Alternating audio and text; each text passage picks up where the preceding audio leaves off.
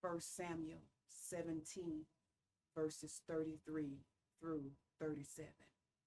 And Saul said to David, thou art not able to go against the Philistine to fight with him, for thou art but a youth, and he is a man of war from his youth. And David said unto Saul, thy servant kept his father's sheep. And there came a lion and a bear, and took the lamb out of the flock. And I went out after him and smote him, and delivered it out of his mouth. And when he arose against me, I caught him by his beard, and smote him, and slew him. Thy servant slew both the lion and the bear. And this uncircumcised Philistine shall be as one of them, seeing he had defiled the armies of the living God. David said, moreover, the Lord that delivered me out of the paw of the lion and out of the paw of the bear, he will deliver me out of the hand of this Philistine. And Saul said unto David, go, and the Lord be with thee. And if you would allow me to use for a subject message on today, I would like to use for a subject message, remember the field. Remember the field. And how many of you remember on January the 5th, I delivered a message entitled, Don't Hate the Field. Don't hate the field. Does anybody remember that? It was on January the 5th. If you don't remember that, when you get a chance, go back and remember, go back and look at that. We do post all the messages on YouTube, and that specific date was January the 5th. And we delivered a message entitled, Don't Hate the Field. And we talked about how important the field was. But on today, we are back with another look at the field, and it's entitled, Remember the Field. Remember the field. And sometimes when you are facing Goliath, it can be terrifying. It can be terrifying. You are wondering, when you are facing Goliath and when you are facing something that's bigger than you are wondering, what do you do? And why is this happening to you? What did you do wrong? Anybody know what I'm talking about? Are those questions that sometimes run through your mind when you are facing challenges? You're like, why is this happening to me? What did I do wrong? And then the other thing is, what lesson am I supposed to be learning out of this? Maybe I've done something wrong and I didn't realize it, and maybe this is God's way of trying to get me to see what he wants me to see. And all of these thoughts and more run through our minds. And the thing that sometimes amazes me is when we are facing those challenges, one of the first thoughts that goes through our mind, which is a question I think we have all asked ourselves from time to time, is, what did I do wrong? Has anybody else ever done that? What did I do wrong? Because we're up under the impression that if I am dealing with this, it must be some form of punishment. It must mean that I have done something wrong. And that thought oftentimes is like, it drops in on us unexpectedly, and then we're picking our brain, trying to figure out what we did when we know that we have lived the best that we know how. And then as I was looking at this, it was funny because I thought about a person that is in school. I have a niece that is a senior this year, and I think her plan is to go to some college or some community college as she begins to prepare for independent adulthood. And the one thing that I did not ever hear my niece say, or any graduate say, is as they are about to graduate high school, They didn't say, why do I have to go to college? What did I do wrong in high school? How many of you ever asked yourself that question? I know we have some people with all kinds of degrees in here and all kinds of educational background. But when you were finishing school and you knew that, there was another level of education, I want y'all to follow what Pastor Fran is saying. You knew that there was another level of education. I don't recall anybody ever saying, what did I do wrong in high school that I had to now go to college? Come on.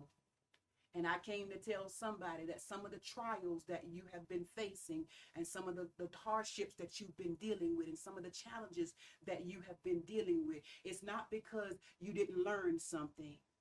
Sometimes you are going to that extra level because of what you did learn. It's going to give you a greater sense. Come on here. It's going to give you a greater anointing. It's going to give you a greater awareness of who God is. It's only going to enhance what you are about to graduate from. Did somebody just catch that? Because the enemy has been trying to tell you that the reason that you're dealing with what you're dealing with is because you did something wrong or you're not good enough. Or maybe God is trying to teach you something. But I came to tell you on today that some of the things that you have been dealing with is because now you are going to a higher level of faith. It's not because you did something wrong. It's because you have already, watch this, graduated from high school. You've graduated from that level of faith, and now it's time to go to another level of faith. Did somebody just catch that?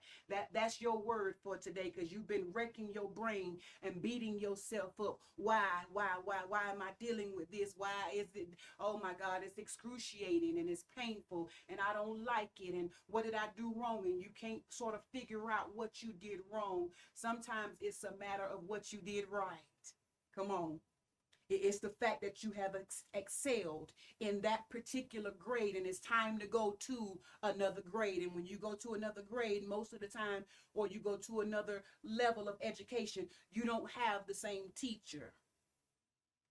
And sometimes we want to stay with the same problems because we're used to those. How many of you know what I'm talking about? When you went from kindergarten to 12th grade, how many of you had the same teacher? Oh God. How many of you had the same teacher? I don't think any of us had the same teacher in kindergarten that we had in the 12th grade. And sometimes what we got to understand is we have different trials because different trials bring a different level of learning for application. Woo. Not because we did anything wrong. So now you have something to combat the enemy with whenever he's telling you that that's why you're going through this, even though it doesn't feel good. And sometimes in college, and I know my graduates are going to be able to relate to this, you had that one teacher that just wasn't oh God, they just seemed like they just had it in for you. Oh my God. Seemed like they had it in for you.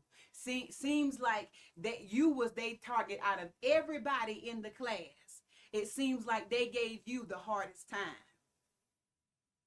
Not understanding that they was actually being the conduit to help you, come on here, mature in that level. They was helping to enhance what you have already acquired in your last run.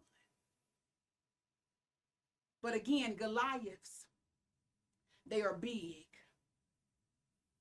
And they are, watch this, Goliaths are not comfortable it's not comfortable to be in the presence of a Goliath. Because Goliaths, they constantly send out communications that they are going to conquer you, that they are going to devour you. Goliaths taunt their successes in efforts to intimidate you. Anybody ever been intimidated by a trial? Anybody ever been intimidated by a doctor's report? Anybody ever been intimidated by your finances? You've been intimidated by a relationship, and nevertheless, it's making you feel like you can't win. And if you've ever experienced that, it's a Goliath. And oftentimes what Goliaths have what Goliaths have a tendency of doing is telling you about all the people that it has successfully had victory over. I beat this one, and I beat that one, and I beat this one, and this one didn't survive that one, and that one didn't survive this one. And it's constantly reminding you. And then what you do is you sort of start thinking as if you are the person that they conquered. Come on. And then you start thinking to yourself, oh my God, I probably am this is probably going to happen to me, and that is probably going to happen to me. And then before you know it, you lose faith and you lose confidence.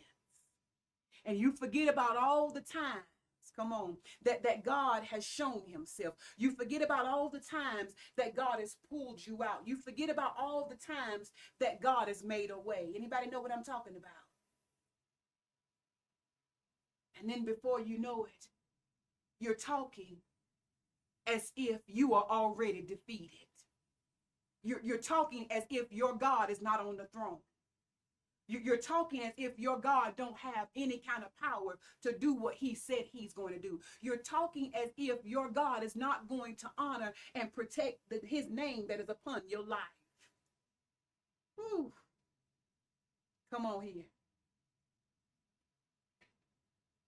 And if we're not careful, we will forget that God will always protect his name. I just need for somebody to type it over in the chat section. His name is on my life. I want you to really understand what you are saying now. Because when you say his name is on your life, that means you are actually claiming the protection, because God always honors his name. He always honors his word. So when you are saying his name is upon my life, what you're actually saying is I live a life that represents him. I live a life that my life reflects the power of his word. My life is not even my own anymore. I've taken on the name of Christ. And when you take on the name of Christ, God will always protect his name. He will always protect his name. But then we have this, we face these Goliaths in life. His name is upon my life, but I'm now having to face a Goliath. And in our text, David is coming from the field. Come on. David is coming from the field, and he's going to the place of battle where he's sent by his fathers to go to the place of battle where his three brothers are, And David overhears this conversation, and David hears Goliath. Most of the time when you ask people, what do you consider David to be most known for? Most of the time we know David for slaying Goliath. That is one of the first things that people will actually say. But how many of you know there was something before Goliath? Oh my God. We want to go to the big thing. Oh my God. I want y'all to stay with Pastor Fran and walk with me on this. Because oftentimes we want to go to the big battle that David fought. And that's what he is famously known for. David is famously known for slaying Goliath. And sometimes it's funny how people will forget the little victories and go straight to the big ones. Come on here. And even us ourselves sometimes, when we are facing those big challenges, we forget about all the little things that God has done. And none of them are little, but to us, in our minds, they seem little, and they're not as important anymore because we've already conquered those. And we're looking at this big Goliath as if God can't do it, or if God is not going to do it. And sometimes you just got to remember. Sometimes you just got to remember. You just got to remember. And after, studying this message, I don't think my biggest attribute to David will be Goliath anymore. And that's what we want to try to impress on you today, is that David's most successful battle was not Goliath. Oh my God. That's the one that he's most known for, but that was not his most successful battle. And here David is leaving the sheep, and he's going to do what his father told him to do. And he gets to the battleground, and David overhears the people talking, and David overhears Goliath making his boast and taunting the people about how he is such a great warrior and how he has defeated so many. Anybody know what I'm talking about? Sometimes when you're facing the challenges in life, it's trying to remind you of who it has conquered.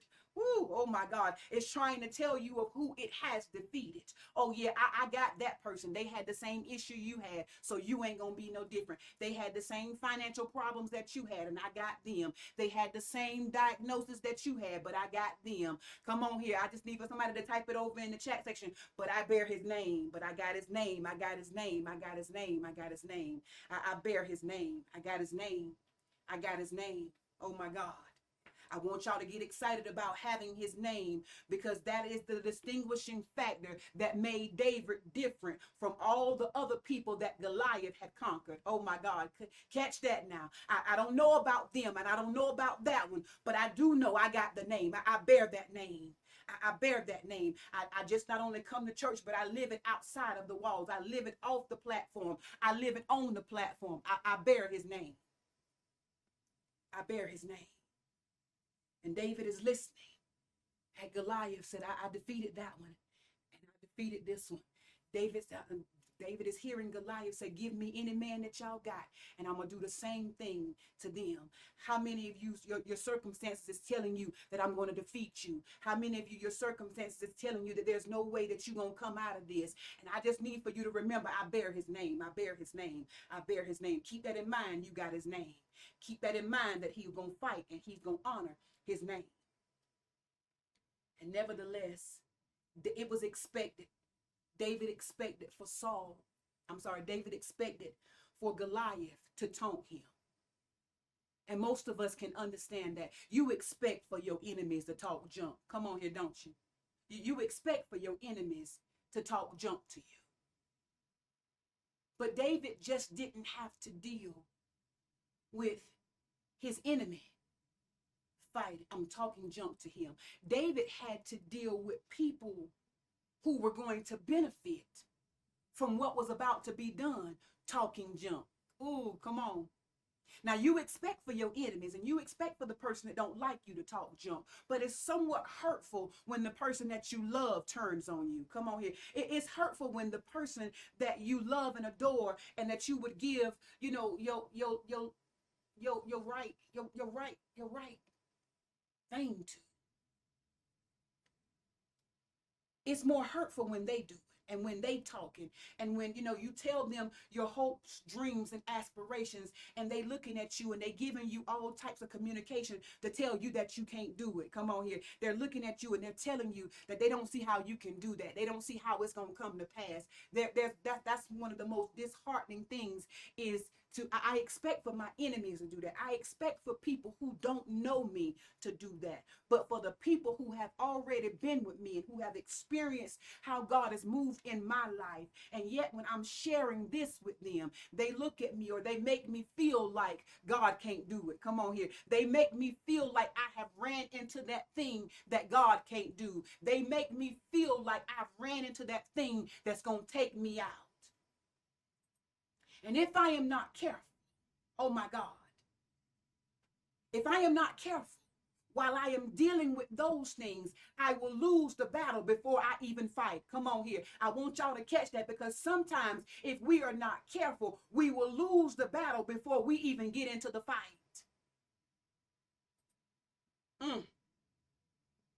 All because we are listening at what people are saying.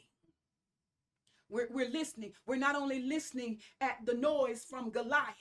We're not only listening to the noise of our finances. We're not only listening to the noise of our situation and our circumstances. We're not only listening to the noise of the news. Come on here.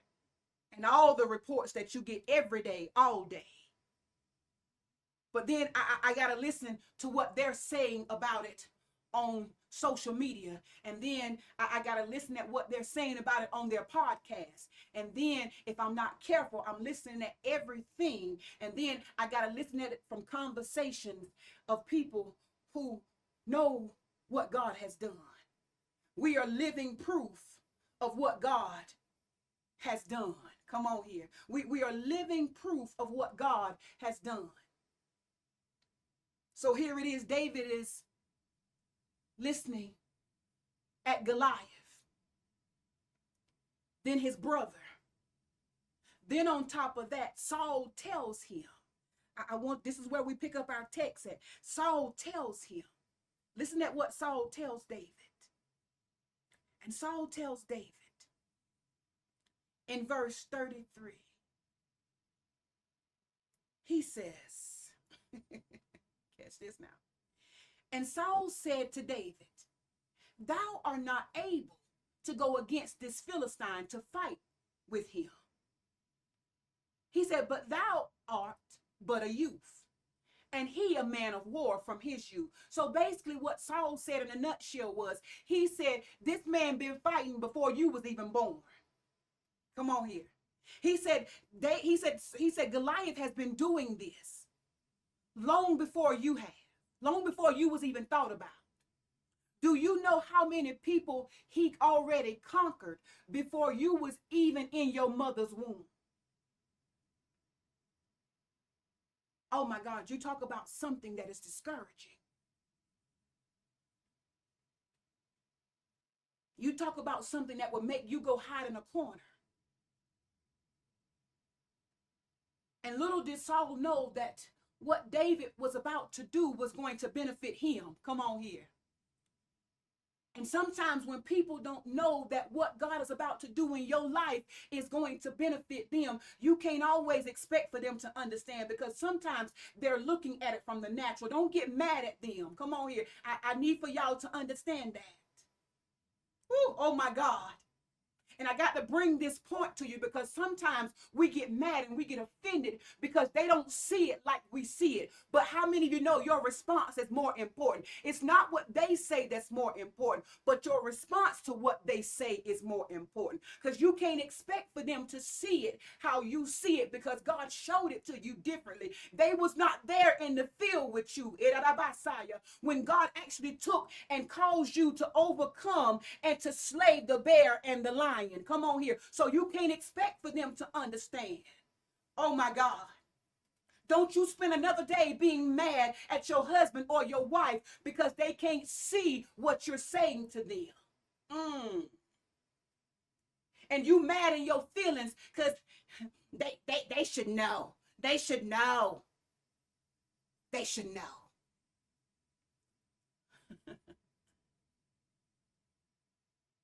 They benefited from it. But how many of you know just because they benefited from it doesn't mean that they really know? Oh my God, Pastor Fran just threw you something.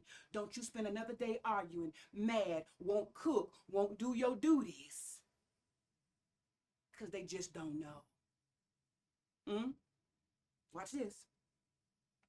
Saul is saying this to David. But I need for you to watch this. This is the one of the most important parts. David didn't even get mad. Oh God. After Saul told David that you can't do it, I need for you to look at the very next verse. This is where our text comes from. Remember the field. Oh my God. Because David responds to Saul. David didn't respond with attitude. David didn't respond with not doing his job or what he was sent to do. And sometimes if we're not careful, we will let what people say keep us from doing what God sent us to do. Oh God. Verse 34. Because in 33, Saul is telling David that there's no way that he can win. But here's the biggest battle that David won. Because it was important that if David did not win this battle, it would be no need for him to try to go fight Goliath. Oh my God. Catch that. If David does not win this battle right here, there is no need for David to think he can defeat Goliath. What are you saying to me, Pastor Fran? Sometimes you got to defeat this battle of what they're saying to you before you really conquer your Goliath. Oh my God. Because sometimes what happens to us is what they are saying and what we are hearing is already defeated us in our minds. Oh my God. And then when we get to Goliath, there is no chance that we're going to win because we've already been defeated before we even got to there. Before we got to the battle, we was already defeated. We were defeated in our minds. But watch what David did in 34. David says now, he said, and David said unto Saul, David said, thy servant kept his father's sheep. David said, I remember when I was in the field. Come on here. I just want somebody to do it again and just say, remember, remember, remember, remember, remember, remember. And David said unto Saul, thy servant kept thy father's sheep, and there came a lion and a bear. David said just not one attack. David said there was multiple attacks. Can anybody else relate to that? It was not just one attack. It felt like it was one thing after another coming at me, and coming at me. But watch this. When I remember that all the things that came at me did not kill me, did not destroy me, I know that gives me confidence that I can conquer my Goliath. Woo. And David said, and there came a lion and a bear and took the lamb out of the flock. David said they took what was mine. Oh my God. David said they took what God gave me. They took what God put me in charge of. But watch this. But David did not just settle for that. David said, I went out after him and I smote him and delivered it out of his mouth. David said, I took the lamb back. Somebody said, I'm taking it back. I'm going to take it back. I'm going to take it back. I'm going to take it back. And David said, I took it. I took the lamb out. I took it back.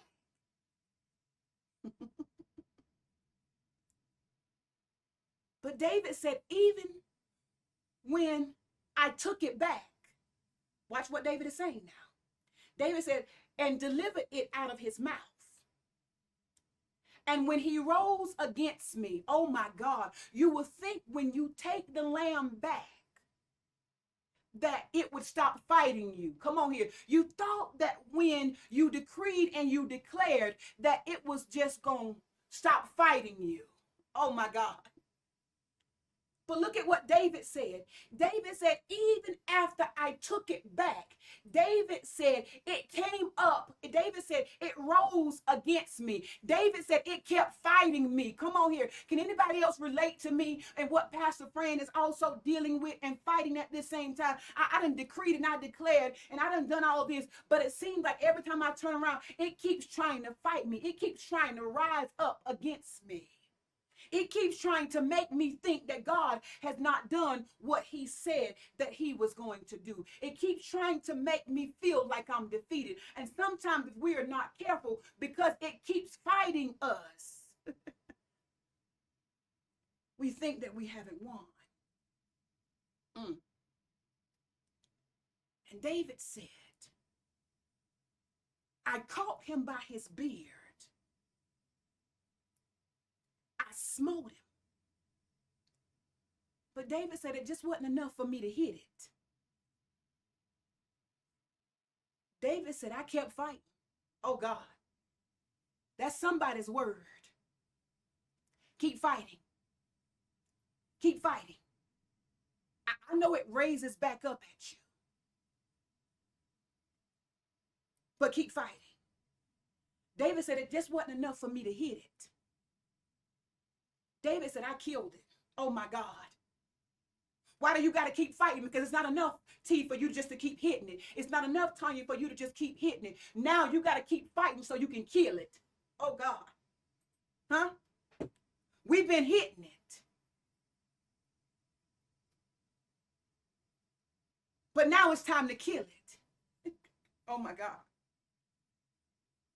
And David goes on to say, thy servant slew both the lion and the bear. David said, I killed everything that was trying to take, oh God, everything that was trying to take what I know that God has gave me. David said, I killed it. I just didn't hit it. And sometimes we just think because we hit it, that that's going to be enough. But you got to stay in the fight. You got to stay in the good fight of faith. Because as you stay in the good fight of faith, God just don't want you to hit it. God wants you to kill it. Come on here. He wants you to kill it. And sometimes the bigger it is, the stronger it is, the more hits it's got to take.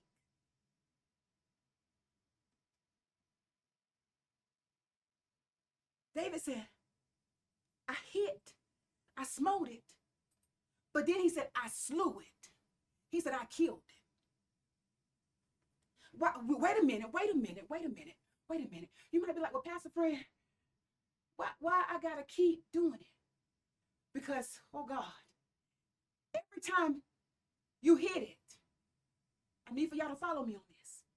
Every time you're hitting it, God is actually sharpening your precision. Oh my God. You got tired of hitting it. Because David said, I smote it, but then I slew it. And you didn't know every time that God was having you to hit it, every time God was having you to decree it, every time God was having you to declare it, it was just sharpening your precision. Because by the time you get to your Goliath, it's only going to take one shot. Oh my God. Come on here. You got tired. You got tired because I was hitting it. I was hitting it and I was hitting it and I was hitting it and I was hitting it. All God was doing was sharpening your precision that when you got to your Goliath, it was only going to take one shot to kill it. And I got tired. Come on here. I got tired. And I thought it wasn't happening because I kept hitting it. Anybody know what I'm talking about? And I kept hitting it and I kept hitting it. But all God was doing was sharpening. And the Holy Spirit just gave me that. He was sharpening your precision that when you got to your Goliath, it was only going to take one shot to kill it. It was only going to take one shot and the right place to knock him down that you was going to be able to stand victorious. But David had to remember. He had to remember what God did for him in the field. It was hot and I was tired and I didn't feel like swinging no more, but because it kept fighting me and it kept fighting me and it kept fighting me and I got tired and I didn't want to swing no more. I didn't understand that God was just sharpening my precision, that when I aimed it at the right place at the right time according to his word, it was going to be a one-hitter quitter. Oh my God.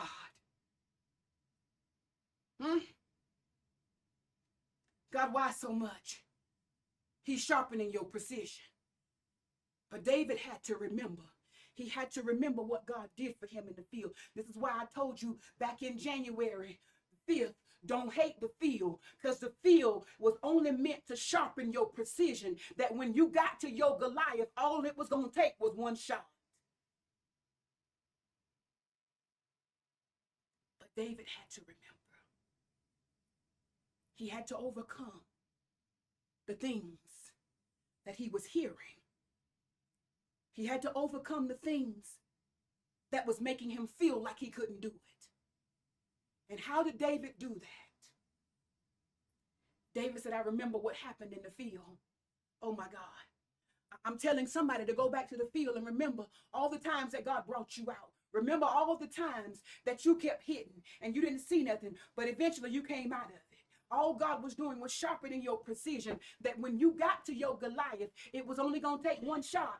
Come on here, I just need for somebody to type that over in the chat section. It's only going to take one shot.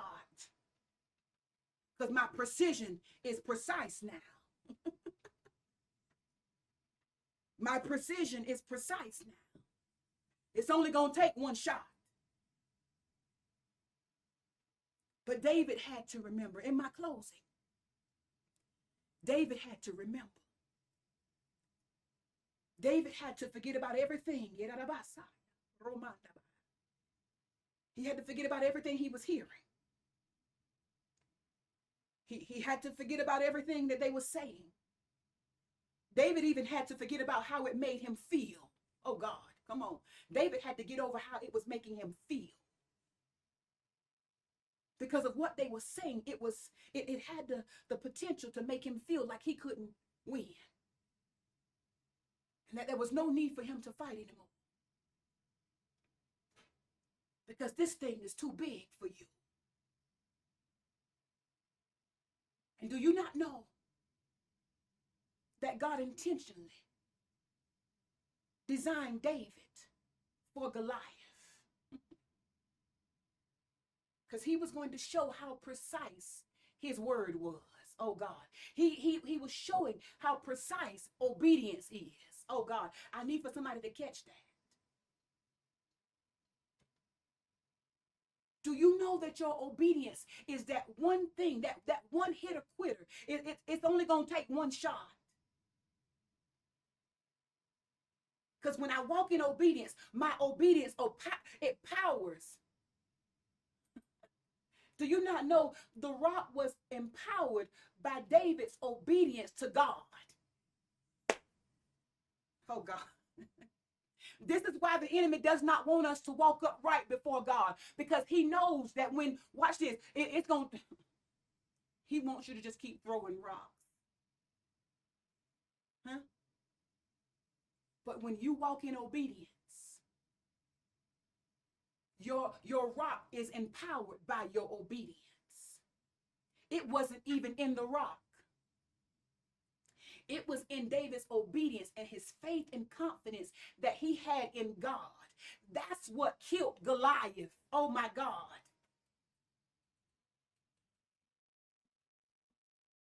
This is why the enemy is trying to take us all around obedience, because he knows that it's the power to our rock.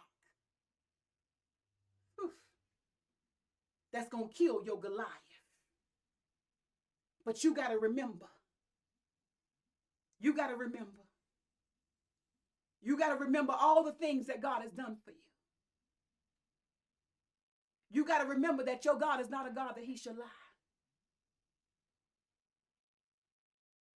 And as you walk in obedience, as you walk upright according to his word, it's going to empower your rock. In the field, God was only sharpening your precision. That when you got to your Goliath, it was only going to take one shot. It was only going to take one shot.